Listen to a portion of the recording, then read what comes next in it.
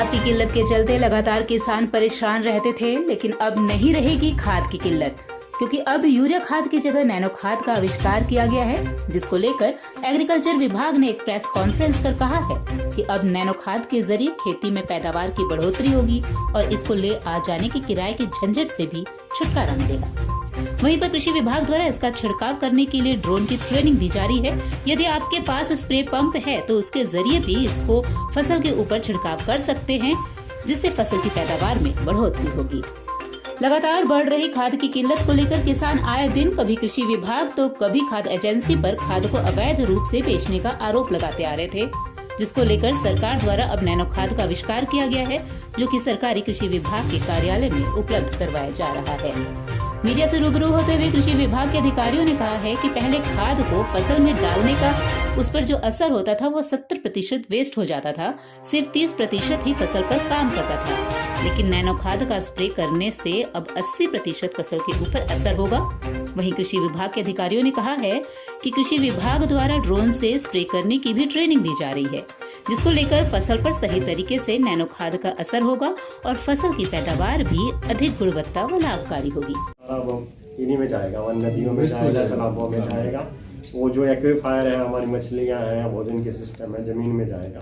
वो ज़मीन को भी ख़राब करेगा, हमारे पानी को भी ख़राब करेगा। तो उसको लेने के लिए, उसको बचाने के लिए नई टेक्नोलॉजी है। इसमें जड़ से कोई मिट्टी से इसका कोई लेना देना नहीं है, मिट्टी से टच ही नहीं होगा।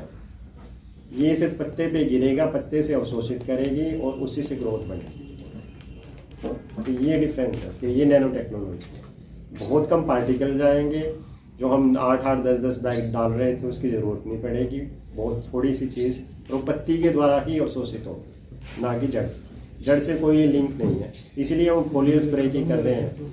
यदि हम वैसे करते कि खाद में मिला के, DAP में मिला के इसको भी घोल लो, नीचे जड़ में डाल दो, तो उसका कोई फ़ायदा नहीं। अगर किसान ये करें कि DAP का तो कट्टा डाल दें हम और इसको DAP में मिला के और नीचे घेर दें, तो उसका कोई फ़ायदा नहीं मिलेगा, वो भी खराब, ये भी खराब। DAP भी हालांकि चल रहा है काम, शायद अगले साल ट्रायल के लिए। तो ये तो सिर्फ आपका पत्ती पे गिरेगा, पत्ती से ही अवशोषित होएगा और उसी से आपकी ग्रोथ या जो भी डेवलपमेंट पौधे की बननी है वो इससे। हमारे जिले में कितने अब तक हो गया जी?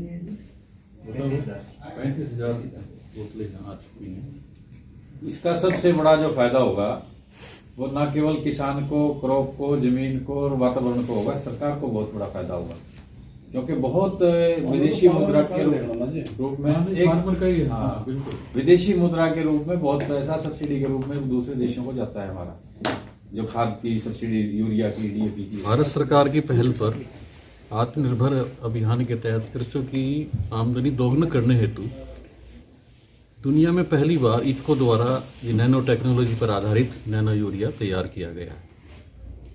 यह हमारा यूरिया, नैनो यूरिया साधारण यूरिया के मुकाबले लगभग जो है हमारा जो 35% के मुकाबले, जहाँ उससे 35% मिलता है, इससे हम लगभग 85% तक पौधों को मिल जाता है।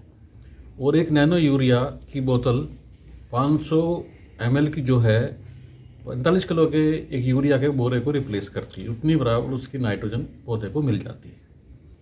इसका प्रयोग करने का तरीका भी बहुत आसान है। स्प्रे के माध्यम से हम पत्तियों पर इसका स्प्रे करते हैं और 1 एकड़ के लिए 125 लीटर पानी में एक नैनो की बोतल से इसका स्प्रे कर सकते हैं और पैदावार भी लगभग उतनी मिलती है और अधिक मिलती है, ऐसा अभी तक देखा गया है।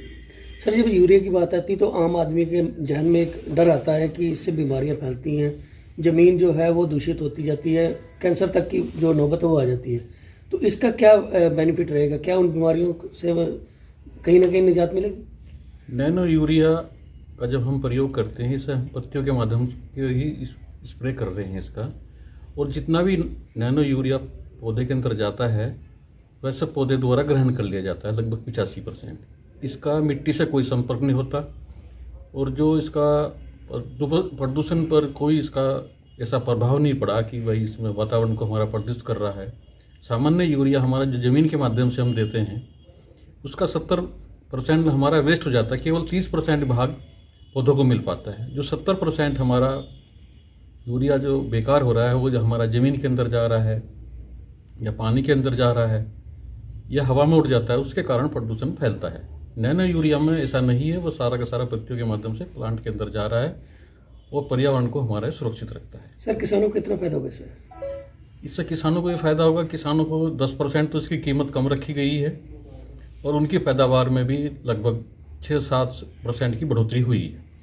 ट्रांसपोर्टेशन में फायदा, जहाँ सामान्य यूरिया को ले जाने के लिए ट्रैक्टर ट्रॉली लेकर आनी पड़ती है और लेबर भी लगानी पड़ती है, छोटा होने के कारण 500 ml की बोतल इस आदमी अपनी जेब में भी रख सकता है और 10-15 एकड़ का एक छोटे से बैग में ले जा सकता है, जिसके लाने के लिए ना तो कोई ट्रैक्टर ट्रॉली लानी पड़ेगी या कोई दूसरा साधन लाना पड़ेगा, सामान्य रूप से हाथ में लेकर जा सकता है, जिससे किसानों को ट्रांसपोर्टेशन की और लेबर की